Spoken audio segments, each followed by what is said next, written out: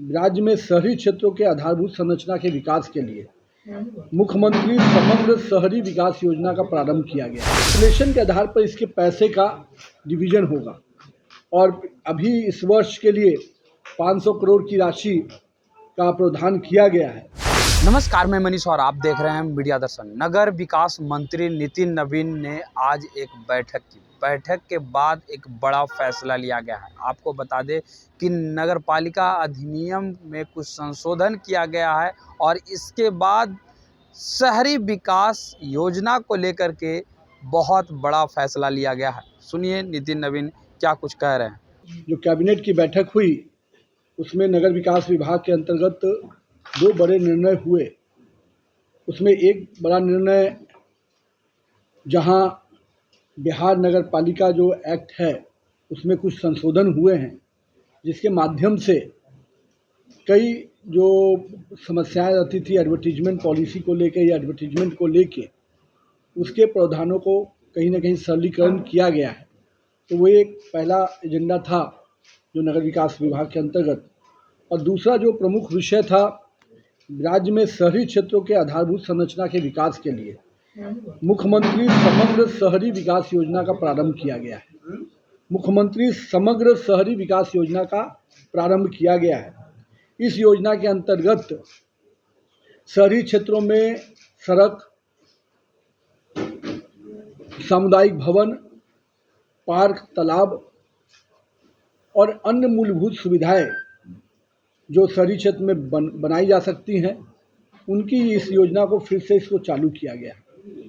करीब इस योजना के अंतर्गत सभी नगर निगम, नगर परिषद और नगर पंचायतों के शहरी क्षेत्र में काम करने की एक रास्ता का बहुत सुगम रास्ता बन जाएगा।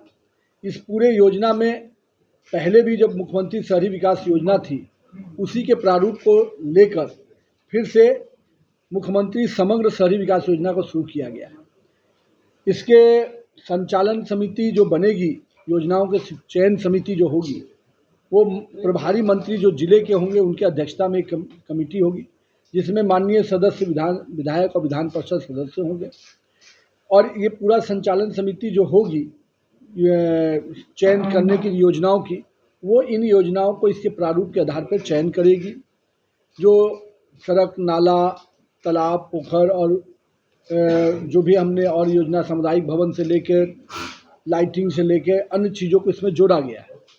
इसी के तहत इस योजना में जो इसके संचालन के लिए जो नगर निगम के अंतर्गत, नगर विकास विभाग के अंतर्गत बूडा है, वो इसकी एजेंसी होगी और पॉपुलेशन के आधार पर इसके पैसे का डिवीजन होगा। और अभी इस वर्ष के लिए 500 करोड़ की राशि का प्रावधान किया गया है, जिसके तहत 2 गुना 3 गुना राशि लेकर इस योजना को माननीय सदस्य लोग इसकी अनुशंसा कर सकेंगे।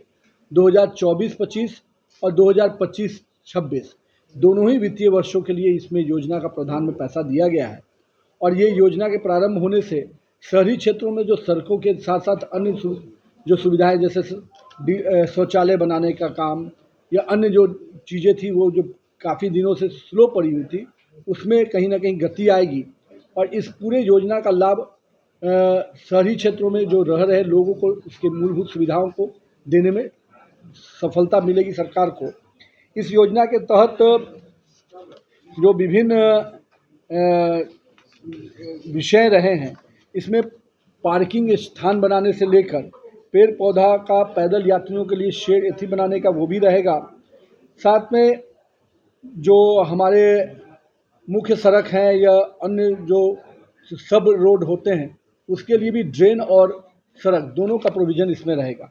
साथ में पब्लिक की यूटिलिटी के लिए जो सामुदायिक भवन है, उसके लिए भी इसमें पिछले बार योजना में इसका प्रावधान नहीं था, इस बार इसको भी प्रावधान में डाला गया है। साथ ही साथ महत्वपूर्ण पर्यटन स्थल, शैक्षणिक संस्थान, अस्पतालों में भी इन विषयों पर जहाँ ज़रूरत पड़ेगी उससे भी शहरी क्षेत्र के अंतर्गत आप इस योजना को दे सकते हैं। तो ये एक बड़ी योजना, जो योजना का कार्यान्वयन बूडा और बुडको के कार्य एजेंसी के रूप में किया गया है। और इसके सभी सदस्य जो अध्यक्ष होंगे माननीय प्रभारी मंत्री और सचिव होंगे जिला पदाधिकारी। और बाकी इसमें सदस्य जो माननीय विधायक, विधान परिषद और नगर निगम के जो आयुक्त होंगे या नगर परिषद के जो कार्यपालक पदाधिकारी होंगे वो इसके मेंबर होंगे।